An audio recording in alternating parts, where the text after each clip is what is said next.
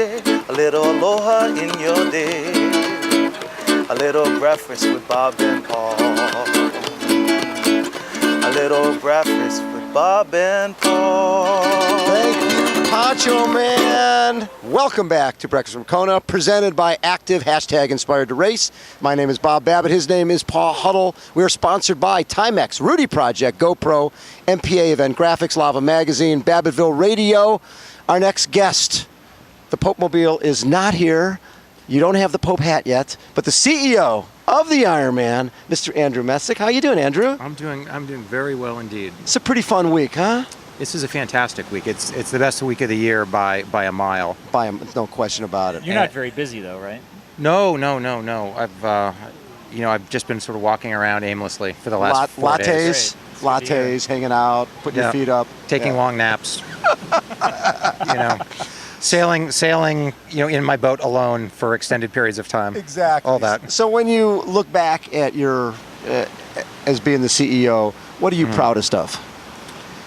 Well, we're in a period of really unprecedented growth for Ironman, and it's extremely satisfying to see races take off, to see groups of athletes grow and develop all over the world. Yeah. To see this race and the 70.3 World Championships be increasingly international, and to see the passion that our athletes have everywhere in the world to be able to get to this race, to get to 70.3 World Championships, and really be a part of this extraordinary community of athletes.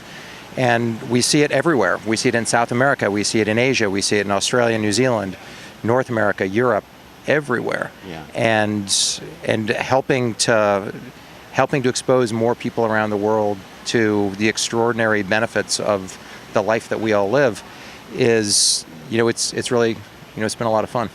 How important has it been that you are, like the rest of us, that you're a triathlete, that you are an age group guy in terms of your ability to relate to the folks? I have a feeling that the Legacy program came out of the fact that you were a guy who at one time was trying to qualify for this thing. Yeah, and I wasn't good enough.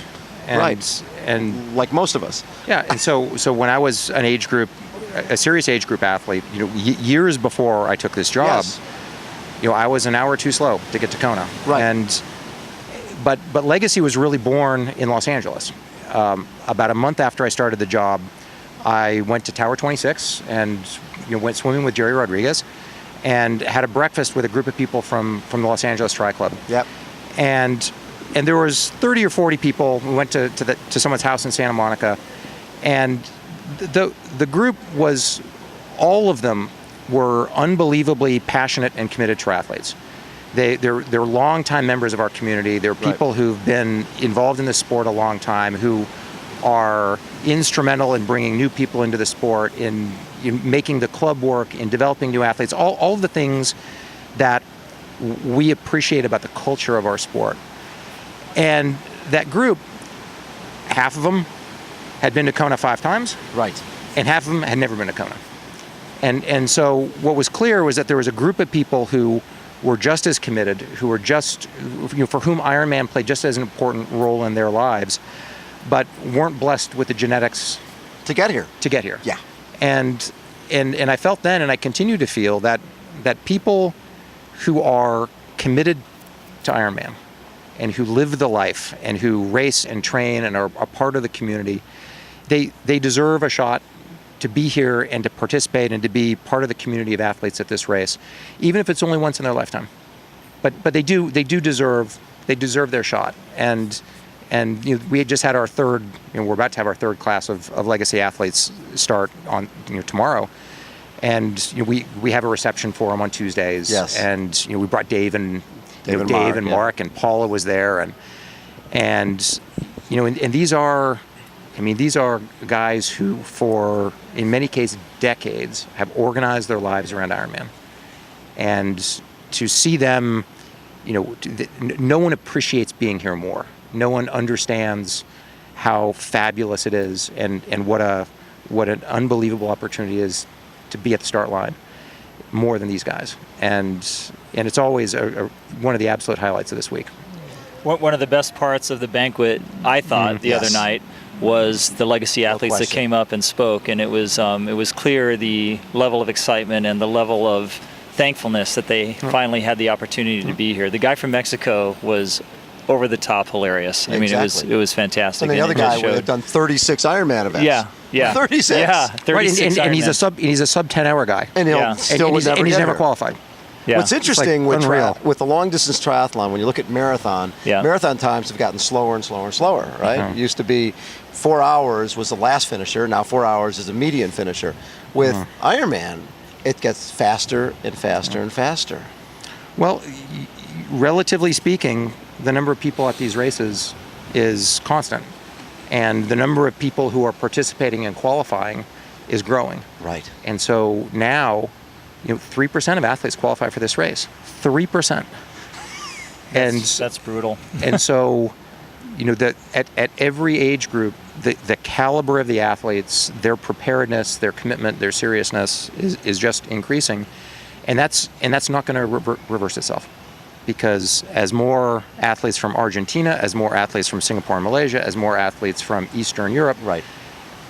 as more athletes from Korea start coming into our sport, they're going to start competing for slots right now that Americans and Australians and Canadians and Germans are getting. And so it's only going to get tougher.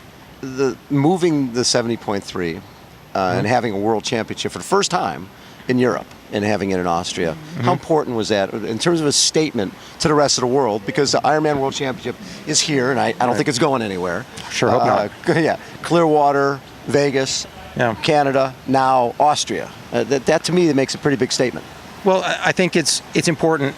It's important for European athletes to have an opportunity to race in Europe. Yeah. I think that's really important. I think it's even more important that we take the symbolic step of starting to behave like a global company. And when I took over the company, we are global in nature. We have Yes. races all over the world. Right. But we were a profoundly American organization. Very American-centric, no question. And part of what I've endeavored to knock down in the last 3 or 4 years is this notion that we're an American company, because we're not. We're a global company. Yeah. Our races are global. Our athletes are global. Our sponsors are global. Our media partners are global, and as such, having all of our races in the United States or even North America, it just isn't consistent with that. So Zell in 2015. Mooloolaba in 2016, 2017, we're not ready to talk about yet. Nobody's But- watching. You can tell. Yeah, go ahead. But Spill it. but to have opportunities for people in those regions to be able to compete is going to be great. And by the way, the caliber of athlete we're going to see in Austria is It's gonna be crazy. unbelievable, because it's an awesome bike course, and So I think your position is one of the most difficult, because this organization, Ironman, in a lot of places, not everywhere, I think it's gotten a lot better, is seen as the 800-pound gorilla. It's like IBM. They can do whatever they want to do. Yeah. But at the same time, I've seen over the last couple of years some changes made, some policy decisions made that have been really positive. Do you feel like you've gotten enough credit, or the organization has gotten enough credit? And are there things out there right now that you feel like need to be addressed and will be addressed, or in the process of being addressed? Because you're one of those guys who, you get out there on social media, you get out there and you address it with people, and it's impressive, but it's a little scary too. I mean, sometimes I'm just like, wow, he's taken that on, publicly.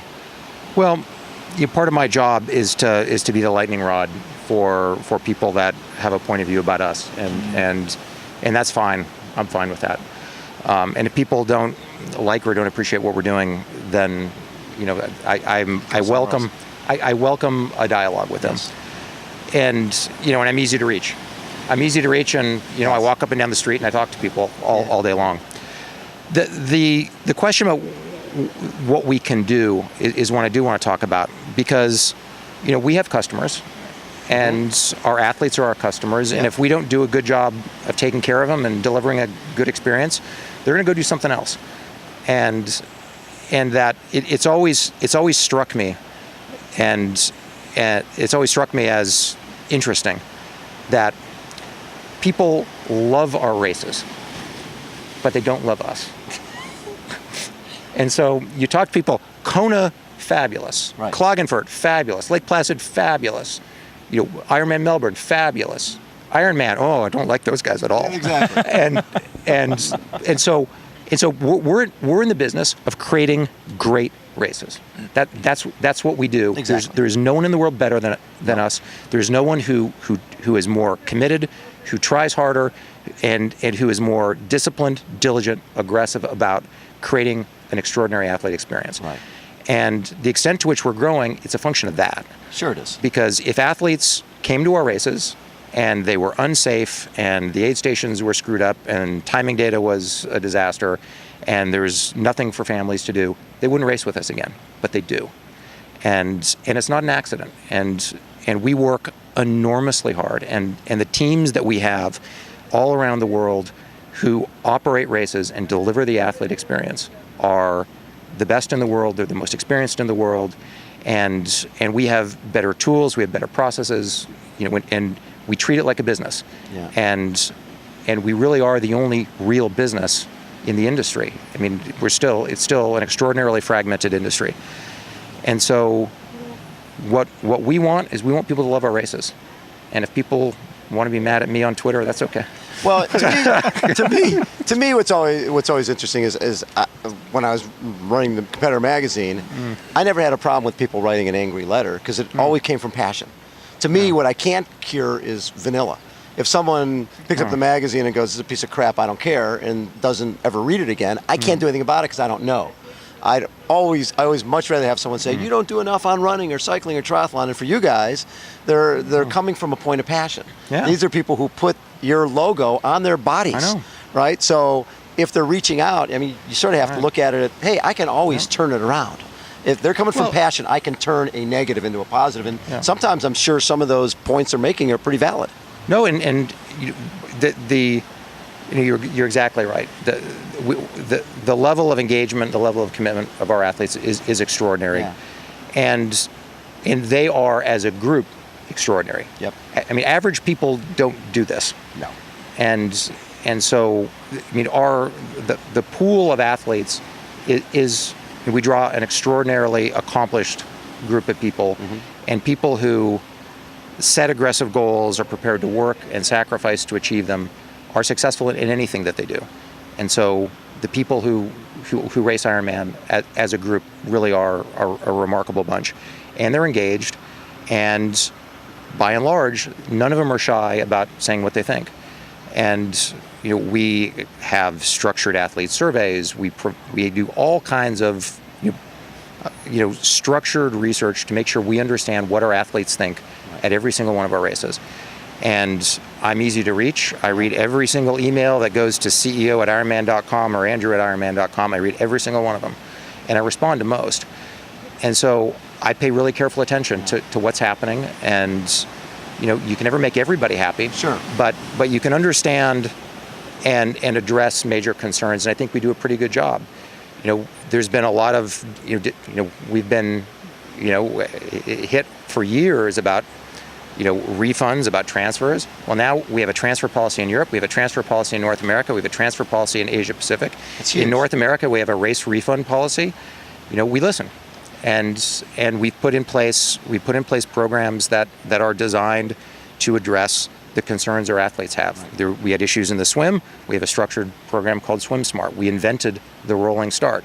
We've been pretty disciplined and pretty aggressive in looking for ways that we can, in every respect, improve the experience of our athletes, to make our races safer and better, and to create programs that introduce people into the sport of triathlon and keep them there. You mentioned programs. What programs do you have on the drawing board that we haven't seen yet that you can mention that we'll be seeing in the next 6 months or year? Well, an area where we do need to get better really relates to technology around races. And Ironman Live was pretty cool 10 years ago, maybe more than 10 years ago. And when Huddle and I were doing it. when you and Huddle were doing it, and you guys were cranking the generators. Yes, right? yes, When we right. had a view of the King Cam tennis courts for 7 hours. That was just after they invented electricity. Exactly. Right? Pretty much. Yeah, yeah. pretty much, yes. So That was when Bob was good looking. Exactly. Yes. So we're starting to get to the point where there's some promising GPS and biometric technology that doesn't just capture data but actually transmits. Yes. And so we've got some, I think, pretty promising initiatives that will probably demo on pros in 2015 around GPS and biometrics that can provide mapping, sort of live data on athlete locations, so we're not relying on spotters and timing mats, and over time be able to blend heart rate, power, those types of things into it. And I think that'll dramatically enhance the race day experience. The technology it's not super complex, but it's hard, largely because in almost all of our races, there's extended portions of our bike courses that don't have reliable cell phone coverage. Yes. And so you have transmittal processes and anything that's RF based that you have to bounce off an airplane and bounce back to a satellite feed. It's super expensive, and there's battery life issues. So we're getting to the point where cellular based GPS stuff is we'll be able to incorporate that into our live, and we need to do it. It's time to do it. So I know you're a fan. I know you know all these athletes. Who's going to be our top 3 men and women on race day? I don't want to put any pressure or have you make any enemies. I don't want you to. So, I mean, I think the men's race is going to be really interesting because I don't think anyone really knows what's going to happen. Sure. Nobody does. I do, but go ahead. I think the women's race, the swimmer biker girls, Daniela Riff and Jody Swallow, Leanda, Carolyn Steffen, Rachel Joyce, are going to go hammer the bike because they have to have 13 minutes on Rennie. Yeah. Yep. And they either will get 13 minutes or they won't, and Rennie will run them down or she won't. So it feels like that's the most likely scenario for the women's race. Yeah. Which means it's going to be unbelievably compelling and unbelievably exciting. Yes. The men's race, who knows? I know. Who knows? I know. Jan Frodeno could break a course record. Everybody's talking about Jan Frodeno. Everyone's talking about Sebastian Kienle. No one's talking about Freddie Van Leer. Yeah. No one's talking about Eniko Llanos. Yep. Ivan Rania. Timothy O'Donnell. There's a ton of guys that just no one's talking about. Bart Arnotts. I mean, there's seriously 10 guys I wouldn't be surprised. More than that. Kinley's going to win, just so we're clear. Okay. Yeah. No one's talking about Pete Jacobs. Yeah, true. Very true. And so that's what makes it fun. That's what makes it fun. And so I think the men's race will be highly unpredictable. Yeah, I think you're right. And it's going to blow, and it's going to be hot. It's hot and windy. It's Hawaii. What a surprise. When you talk about programs, one time you were talking about coaching programs, tri-club programs, in terms of expanding the reach of the Ironman brand. That's still an issue. Sure. So I think we've had a lot of success with the tri-club program in North America. We're rolling it out into Europe and Asia Pacific this year. Age group rankings, the All World Athlete Program has been a big success, and we think that there's more that we can do there. And these are all things that are designed to enhance the community that we have within our athletes, and because we're global and because we have a critical mass of races, the rankings really are relevant, and so it's fun and exciting, and people are fired up, and you talk to athletes all the time who say I don't care if I'm all world gold, but then it's on their resume. Yeah. Right? I don't care at all.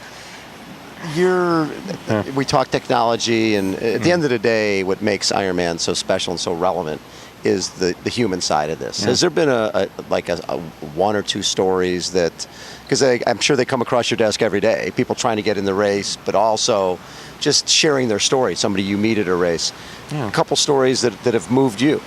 Well, I ran into a French age grouper, Ludovic Lemaire, yesterday, who has been trying to get to this race for 20 years. It's taken him 20 years to qualify for Kona. And just unbelievably passionate. And so he sat me down, and he said, look, I'm a passionate Ironman athlete. I've been racing for 20 years. I'm finally here. And let me just tell you, I want to give you advice as CEO of the things I think you really ought to be worrying about. and his biggest issue is drafting. Yeah. And it is a huge issue, and it's one that there's three components to the solution, and two of them, well, you could argue all of them fall within our responsibilities. There's a whole discussion around rules, and in almost every country in the world, we follow ITU rules. Yes. And because we're sanctioned by the national governing body in the countries in which our races are organized, and they, by and large, with a few exceptions, accept ITU rules. And ITU rules really were designed for short course triathlon, and they are designed with Olympic distance racing in mind. And the penalties in particular are ones that are designed for short course racing. Mm-hmm. So we've been talking to the ITU for 6 months. Paula Newby-Fraser, Jimmy Riccatello, a number of others are working, and we've got a working group with the ITU and USA Triathlon to create a set of long course rules. It's a great idea. That are different. Yes. And I think our emerging point of view is that first penalties for drafting for, in long course should be 8 minutes. Because there's a school of thought that says a cynical athlete draft like crazy. You get caught. You get a 4-minute penalty. You sit, you rest, you hydrate, and it's not that big a penalty, and there's some probability you don't get caught at all. And we've seen Luke Van Leer win the race after having a 3-minute penalty. Yeah. So there's a rules part. Mm-hmm. So that's the first part. The second part is there's an enforcement part, and that is that the vigilance with which you enforce the rules, and I think we need to get better there. Mm-hmm. Our officials are human. Our officials are athletes generally. Yep. They are passionate, and they don't want to ruin anyone's day. Of course. And so there is a natural inclination for them to warn people. By the way, there is no thing called a warning in the rule books. There is no waving your hands and say, guys, don't draft. It's like if there's interference in football, they don't warn the guy, they call it. Right. So part of what we have to do is we have to be more vigilant on enforcement. And then the third area relates to expectations. And that really falls to the athletes, but I think there's a lot we can do to communicate that. Yeah. And the expectation is, don't cheat. Okay? And that drafting's cheating, and that you hear, here's two things you always hear. I was overtaken by a draft pack. Drafting was rampant, and I was trying to ride clean. I was the one. Right? I was the one. Drafting among athletes is the perpetrator-less crime. Right. I had nothing to do with it. I had nothing to do with it. Right? I was just minding my own business, riding clean. Innocent bystander. I don't know how that bloody knife ended up in my hand. Right? And so the athletes have to have an expectation. Yes. As well. So, but in terms of rules, in terms of enforcement, in terms of the communication of expectations, there's a role for us, and it's an area where we know we need to do more, and we're going to do more. Love it. One of the aspects around drafting that we heard and have heard all the last couple of years is course crowding. Any comments regarding that? So, course crowding, I'll work backwards. Yeah. Course crowding is a function of how people get onto the bike course, which is a function of how people get out of the swim course, which is a function of how you start the swim. Right. Yeah. Yes. So especially at a race like this, the start of the race determines bike density for the first 50K. Yeah. So this year we've split age group men, we've split age group women. Which is a great move. Yes. And there's two reasons why we split age group men and age group women. One is, we've come to believe that having age group men and age group women starting together profoundly influences the women's age group race. No question. And that strong swimmers, get a meaningful and material tow by getting into big packs of male age group swimmers. Sure. And it's a big advantage. And they also get onto the bike course at periods of maximum density. Yep. And so more people to sit behind there. More people to sit behind there too. So by creating a 10-minute buffer between age group men and age group women, we will, A, create a better, more fair age group women's race. And the women are competing Hey, they're trying to get back here. Or 13 world champions. Yes. Yeah. Are going to be crowned on the women's side. Yep. Well, 13 if Sister Madonna finishes. Yes. In 80-84. Otherwise, Yes. it's 12. 12, yeah. So, but then second, the separation having two waves decreases the peak swim out density by a pretty substantial margin. Yeah. And so the extent that you minimize or you diminish maximum density on swim out, that opens up the bike course and it creates less density for the first 30, 40K. Which makes the race more fair. Which makes the race more fair. Love that. So as we think about, the question of drafting and the question of density on the bike course, it always starts with how you start athletes in the swim. And it's one of the side benefits of us moving away from mass starts and having a rolling start as opposed to a mass start. You're putting your athletes in the water over 15 minutes as opposed to, boom, everyone goes at once. Yeah, and it's so much safer.